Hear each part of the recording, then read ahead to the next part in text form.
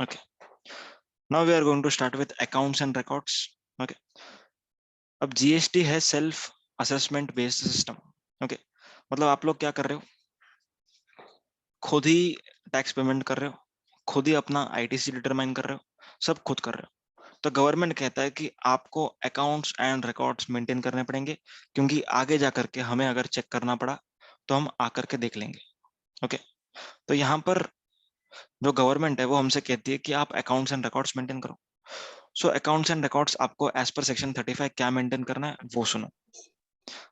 ठीक है, input process storage output क्या मेंटेन करना है आपको. Input process storage output. Input मतलब जो भी आपने परचेस किया उसका डिटेल, प्रोसेस मतलब जो भी प्रोडक्शन हो रहा है उसका detail, storage stock of goods का detail, output that is outward supplies and output tax का डिटेल. ये आपको मेंटेन करना है. ओके, इसके साथ साथ आप लोग को और भी कुछ मेंटेन करना होगा. ओके, जो यहाँ पर लिखा हुआ है, import and export of goods और services, tax paid under RCM. Okay, उसका डिटेल्स, फिर एडवांस कितना मिला, एडवांस कितना एडजस्ट किया, commodity wise stock details. Very important point, ध्यान से सुनना. कंपोजिशन पर्सन को tax details and stock details maintain करने की जरूरत नहीं. एमसीक्यू आ सकता है. ओके, क्या एमसीक्यू आएगा, कंपोजिशन पर्सन को कौन सा डिटेल्स मेंटेन नहीं करना है. Answer is stock details and tax details. Okay, RCM में कितना टैक्स भरा उसका डिटेल्स. ठीक है, आपने किसको सप्लाई किया, किससे आपने सप्लाई लिया, उन दोनों का डिटेल्स. ठीक है, complete address of premises where goods are stored, जहां पर आपके गुड्स स्टोर्ड है उसका एड्रेस होना चाहिए आपके पास. टैक्स इनवॉइसेस का रजिस्टर होना चाहिए आपके पास. ओके, समझ में. So these are the basic details. Where to maintain, कहां पर आपको मेंटेन करना है, प्रिंसिपल प्लेस ऑफ बिजनेस पर मेंटेन करना है and additional place of business. और अगर एडिशनल प्लेस ऑफ बिजनेस पर मेंटेन करना डिफिकल्ट हो रहा है तो आप लोग ज्यूरिसडिक्शनल कमिश्नर को लिख के दे सकते हो, ताकि वो आपको प्रिंसिपल प्लेस पर ही मेंटेन करने कहे.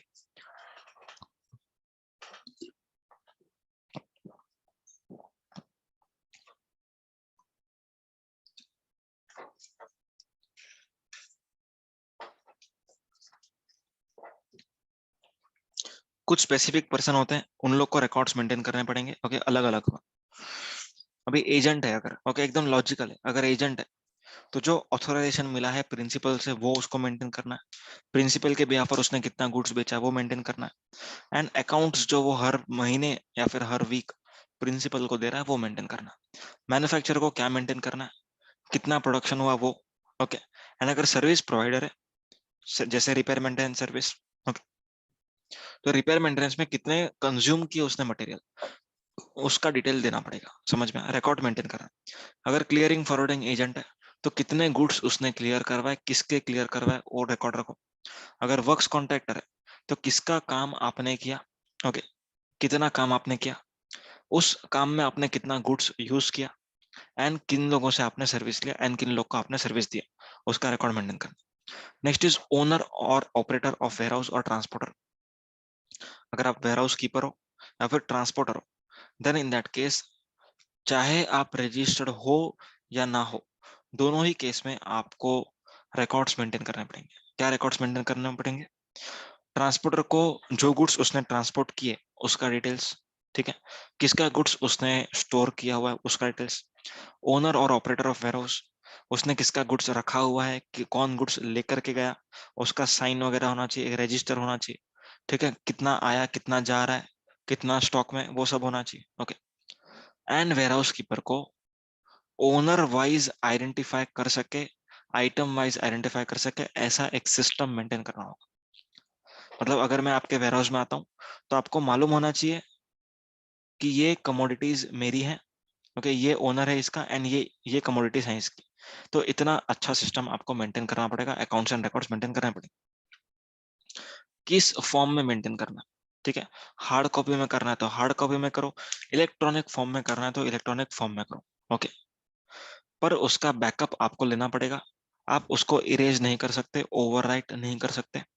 अगर हार्ड कॉपी बुक्स आपने मेंटेन किया तो आपको सीरियली नंबर करना पड़ेगा, हर महीने आप उसका backup low. Okay, and audit trail आपका मतलब बनने होना चाहिए, मतलब स्टार्टिंग से लेकर के एंड तक. ओके, जो भी ऑडिट ट्रेल होगा वो पॉसिबल होना चाहिए. Okay, next is period of maintenance, कितने साल तक हम मेंटेन करेंगे इसको। आंसर इज, अगर आपके ऊपर जो भी केस चल रहा है वो अपील तक गया हुआ है, ओके, मतलब आपने अपील फाइल किया है या डिपार्टमेंट ने अपील फाइल किया है, वॉट, अगर अपील वाला केस है तो 72 months from the due date of annual return और 1 year, okay, from the disposal of appeal, whichever is later, okay.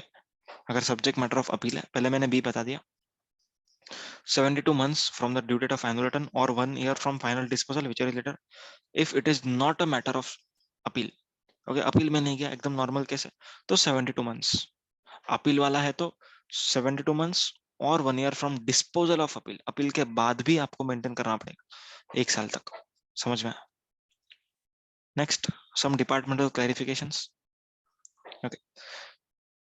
यहाँ पर ये कहा जाता है कि जो ऑक्शनियर होगा, ओके, जो नीलामी होती है, मतलब बोली वगैरह लगती, तो जो ऑक्शनियर है उसको गुड्स को स्टोर करना पड़ेगा at his principal place of business.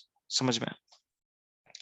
Auctioneer shall declare warehouse और other places as additional place of business for storage, okay, वहां पर उसको मेंटेन करना पड़ेगा।